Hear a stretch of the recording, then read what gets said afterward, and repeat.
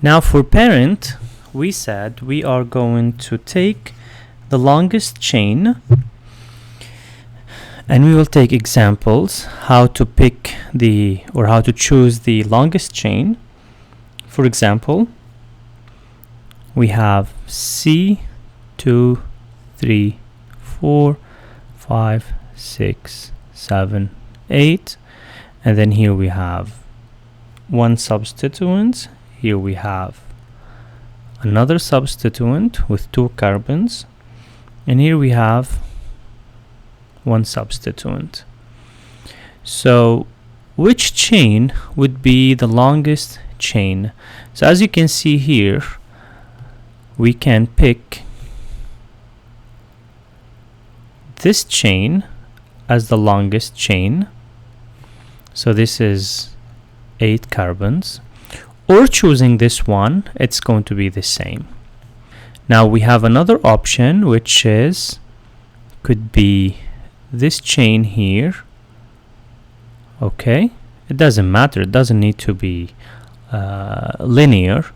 Okay, so 1 2 3 4 5 6. Now here it's given me 7 carbons, so that's not going to be the longest. Okay, now you can try another one. 1 2 3 4 5 6. This way it's not going to be the longer or the longest again. So basically what I can do, can discard this one and choose this chain. Now let's take another example. What if I have 1 2 3 4 5 6 7, and I have the carbon here, and I have 2 carbons in here. So let's again find the longest chain. So you can pick this one, and here you have 7 carbons. However, at the same time you can pick this one,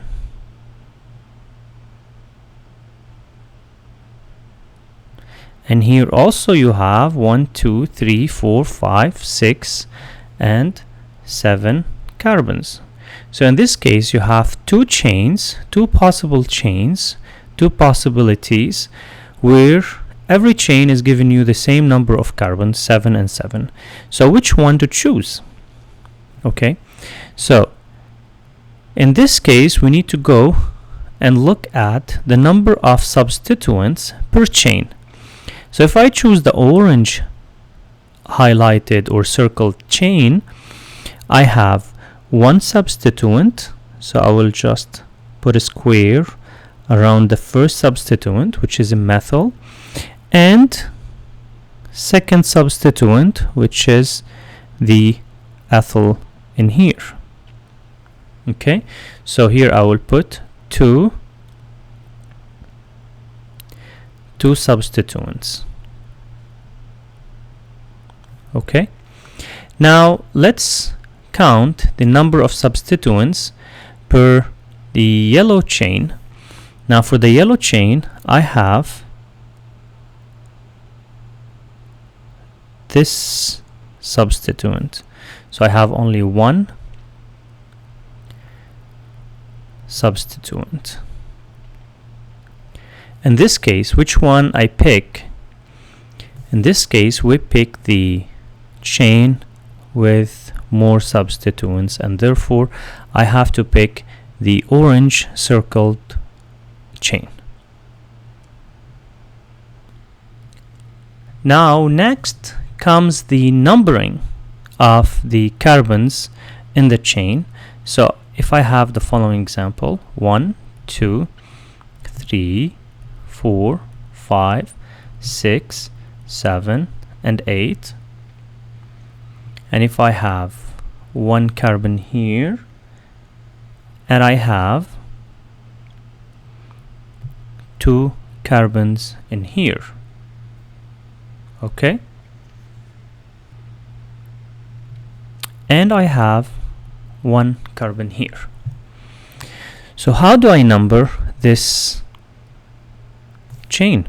Now I have two possibilities. Either I start numbering from here, so 1, 2, 3, 4, 5, 6, 7, and 8, and the number of substituents is going to be 2, 5, and 6. Or I start numbering from here, so 1, 2, 3, 4, 5, 6, 7, and 8, and the number of substituents will be 3, 4, and 7. So 3, 4, and 7. Next, I compare these two numbers, and I can see that the 256 is less than the 347. Therefore, I discard the 347 and I choose the 256, and therefore the green numbering is the correct one. Okay, let's take another example on numbering. If I have a chain 1, 2, 3, 4, and 5,